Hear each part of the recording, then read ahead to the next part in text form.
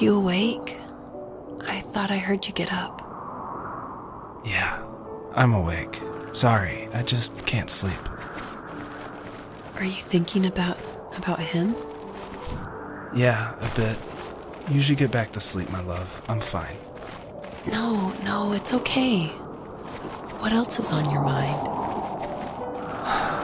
I don't know. It seems weird, but I had one of the most vivid dreams of my life. I saw a fox on a snowy mountain, just looking confused and worried. Those eyes. I can't get those eyes out of my head. She was running in the windy snow, looking for something. Do you think it has to do with you and what's been going on? I don't know.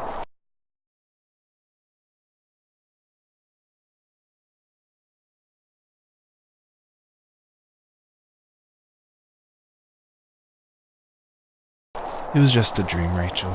They're not meant to make sense. A lot's happened the past couple days, that's all. Well, if you're not going to sleep anyway, you should tell me. I want to hear. All right.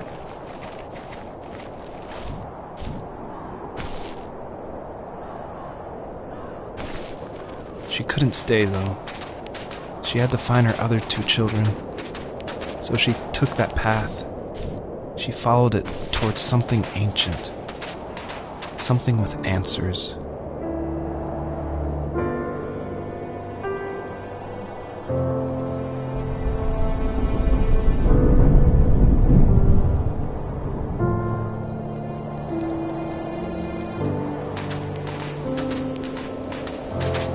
The fox looked high and low, searching for any sign of her cubs.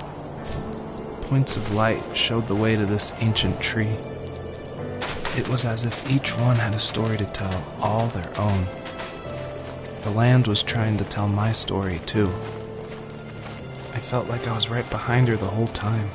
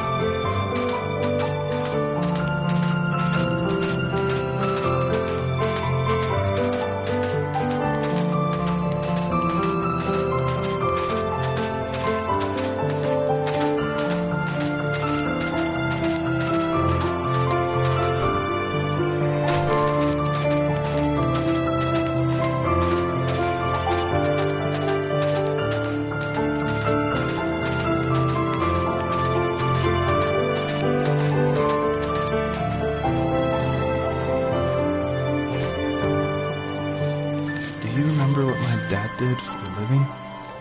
Wasn't he like a lumberjack? That's one way of putting it. If wood was a canvas, then a carving knife was his paintbrush.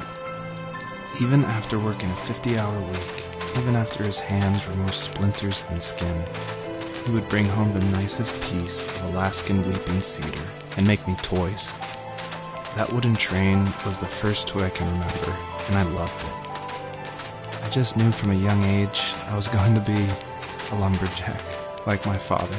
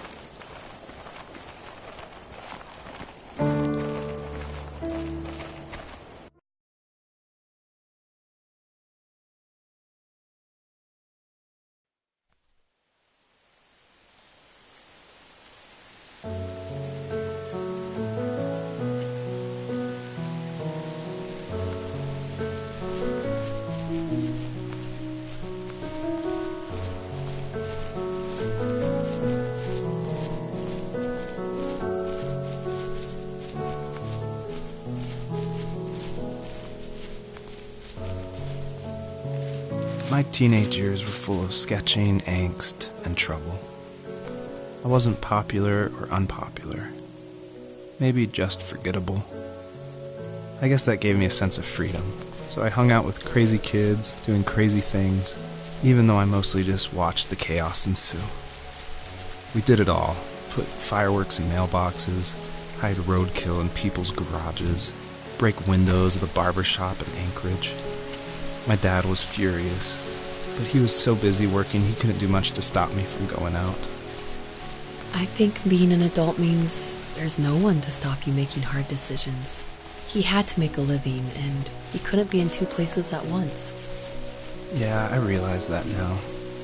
But at the time, I was sure he was more interested in growing his business than what was going on with me.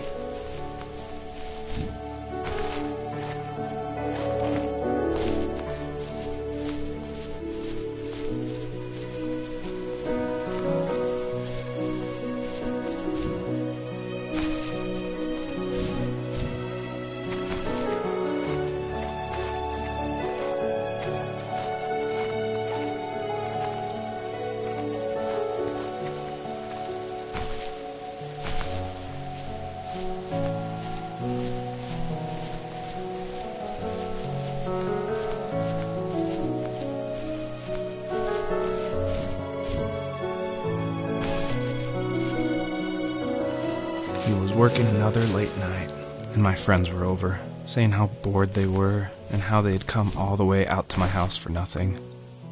One of them mentioned how that old, ugly beyond belief truck was still in the garage, and how we should take it for a spin. I was only 15, so I kind of fought it for a while. The next thing I knew, we were careening around the mountain path, rocks spitting onto the sides of the cliff, while my dad's cringeworthy bluegrass blared out the speakers. I drove while my friends were in the back of that yellow and purple truck, throwing beer bottles and trash at anything remotely interesting. Felt like I was soaring in the air with borrowed wings. But all good things have endings. A cop outside of Eagle River pulled us over after he saw us send a bottle rocket into someone's yard. What followed was a long night of talking to disappointed adults and feeling smaller than ever.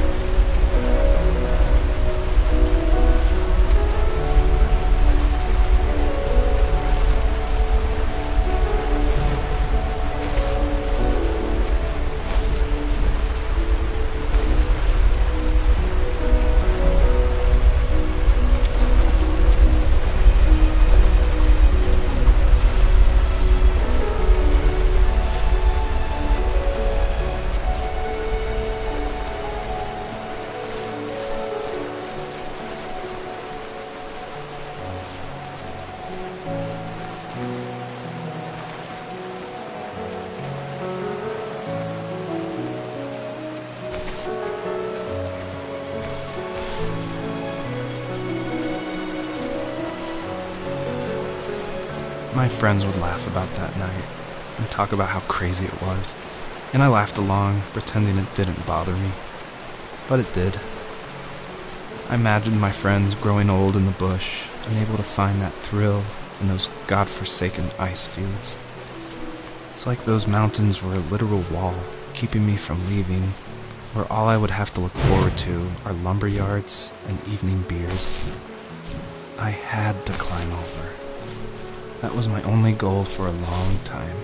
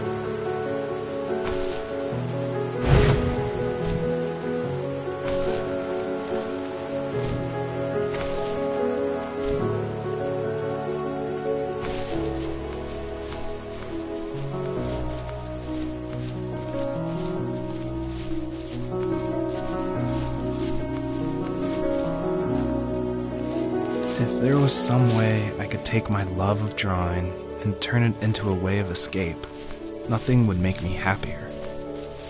I wanted to create instead of tearing trees down.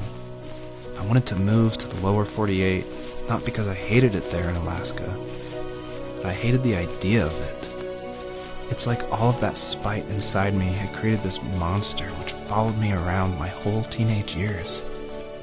I put so much energy into doing what others didn't expect of me. Why did I do that?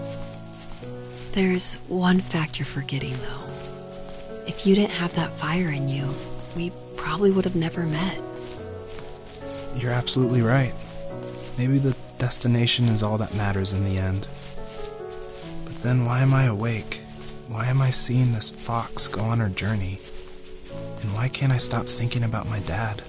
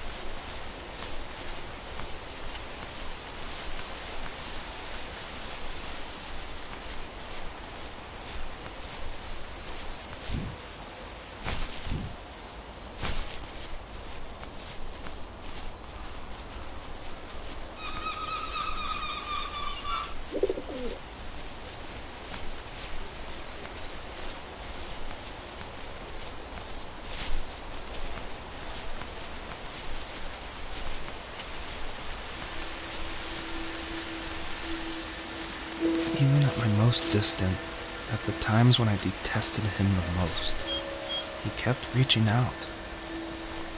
For a year straight, he asked me every week when we were going camping. I thought he was just dense. Eventually, to shut him up, I agreed.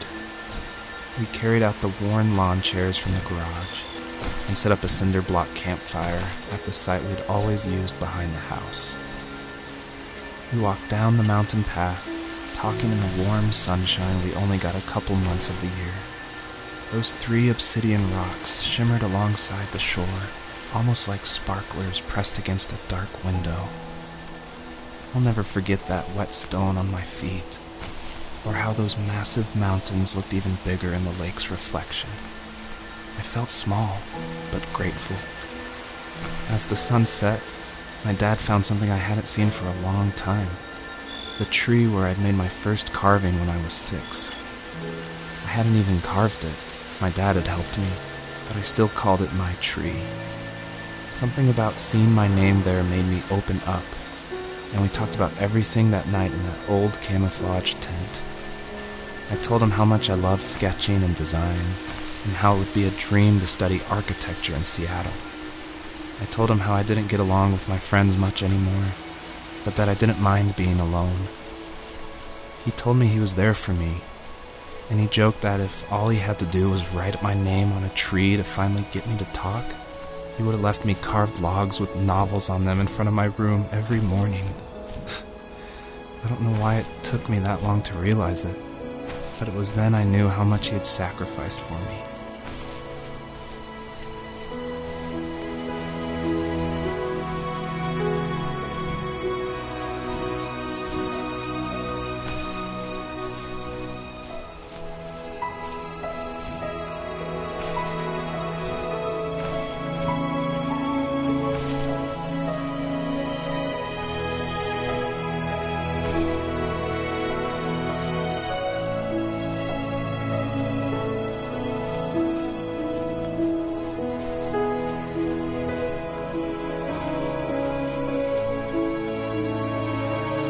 On our property, there were old abandoned pieces of a shed and car long left unused.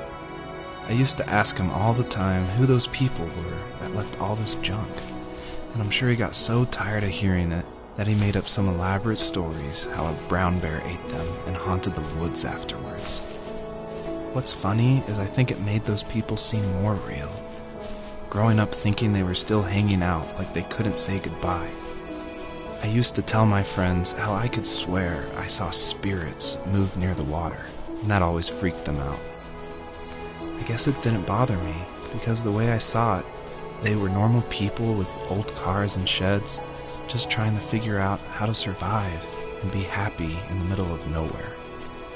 It was a cool thought that they didn't want to leave, but you know, I was a weird kid. Well, you had good company since those ghosts liked living in a place where they were brutally devoured.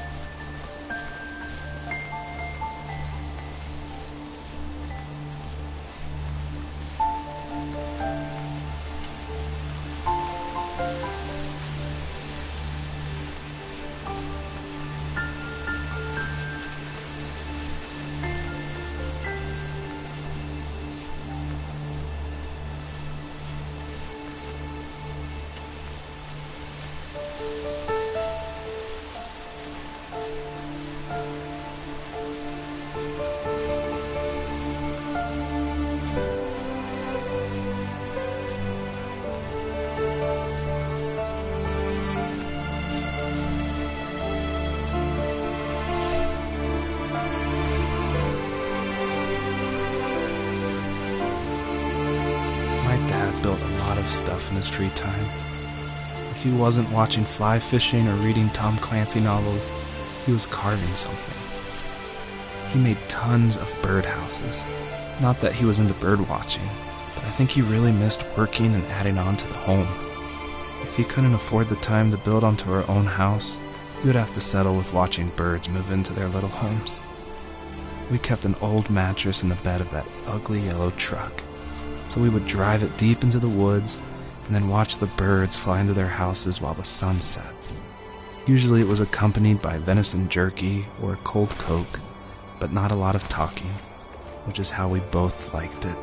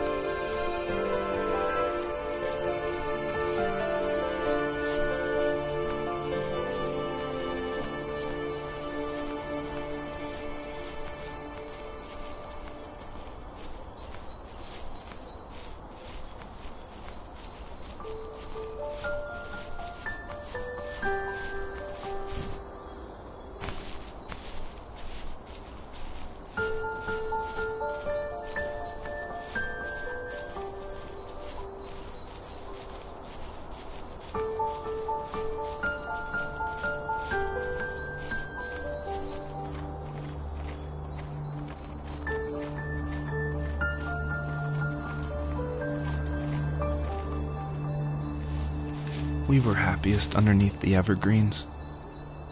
We decided it was time to finally map out the hundreds of acres we lived on just to pass the time during the summer.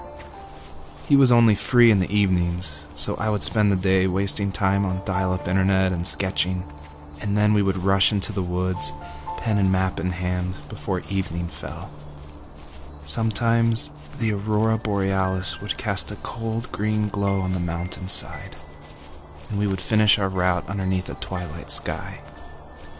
Sometimes I was lonely during those summer days, but there was comfort in the routine. A lot of teenagers aren't looking for the daily grind, though. There's nothing wrong with wanting to get out, to leave your childhood home. You wanted to progress, to make something of yourself. Yeah, you're right. That house. I'm sure it's the same as how I left it. But then why does it feel so different? I doubt you're the only adult to have looked back and asked that question.